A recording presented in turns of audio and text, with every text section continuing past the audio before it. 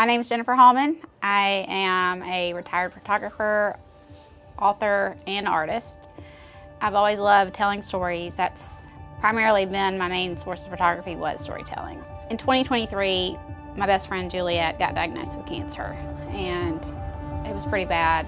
I went to her house that weekend to be with her, and we decided the best route was going to be coming to UAB and staying in the hospital to get diagnosed. While we were there, we went to church, and I felt like the sermon that he preached on that morning really spoke to me, and it talked about different ways that we deal with stress in our lives, and the question of why do bad things happen and what do we do with that.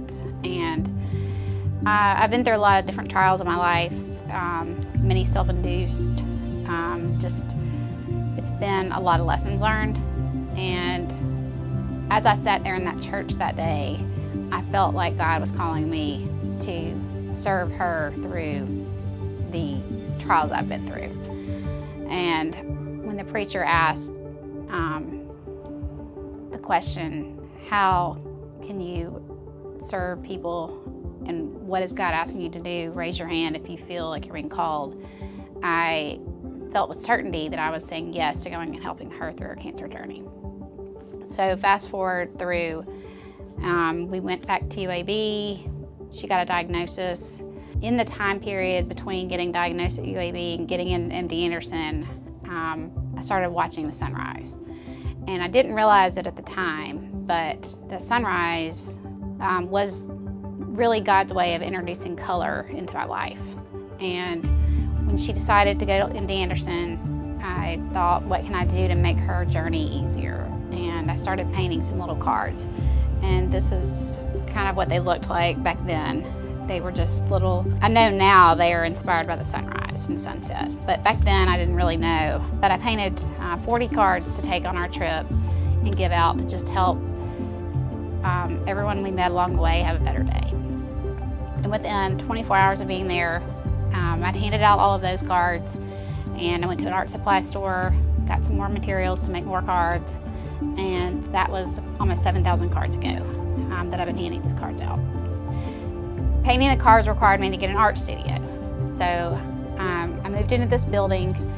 My studio was in a smaller space than it is now, but when you look around, you can just see how it's grown with saying yes to what God was calling me to do. And one night, I was in the studio, and I sort of just had these thoughts, and I started writing them down. And about 20 or 30 minutes went by, and I kind of stood back and realized I had written kind of a manuscript. And I wasn't really sure what I was supposed to do with that, but my friend Anna had started her own business as an editor. I called her up and I said, I think I've written a book and I'm not really sure what I should do with it. So we got together and looked over it, and basically it was kind of a manuscript about the importance of love in our world, the importance of kindness, and the importance of being yourself and loving yourself, mainly so that you can love other people. And I feel like that's something right now that a lot of people struggle with, is that piece of loving yourself. We sat down and she said, I think you've got something. And so over the next few months, we worked on every word we looked through. We wanted this book to be something that was age appropriate for the concepts we were talking about, but also something that would appeal to kids above and below that age. And we interviewed different illustrators along the way, and it turned out that a lady named Rachel Smithson that works at Alabama Biscuit Company, I had met her early on when I was going to see the sunrises and had given her a kindness card. And through that card, we became friends. And she ended up being the person that was chosen to be the illustrator. I had no idea that she could even draw when I met her. But she was able to take my concepts and turn them into really incredible illustrations of this hedgehog. And that is what allowed this book to happen. So this is how Mae Got Moxie. This book is inspired by my childhood.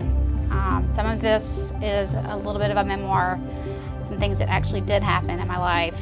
And it's just a story about discovering the importance of being yourself and showing love to other people. The reason I chose a hedgehog is because when hedgehogs are born, they're like the softest thing in the world. And as they grow, they develop spikes. And when they get scared, when they feel anxious, when they are worried, their spikes come out. And it's almost like they put up a wall, just like people do. And one of the things in this book that I feel like is really important, and I don't always show this page, but it is the only page I illustrated. But this book, but Mama, what if they laugh at me? I feel like that's such a core question that goes unanswered and untalked about a lot. And that is, you know, kind of one of the single biggest questions, and you can insert other words in here for laugh, but it's the fear of what other people think holding us back from being the person we're supposed to be. And this story is just an example of how kids can read this and see people are gonna laugh. There's gonna be times when it is hard.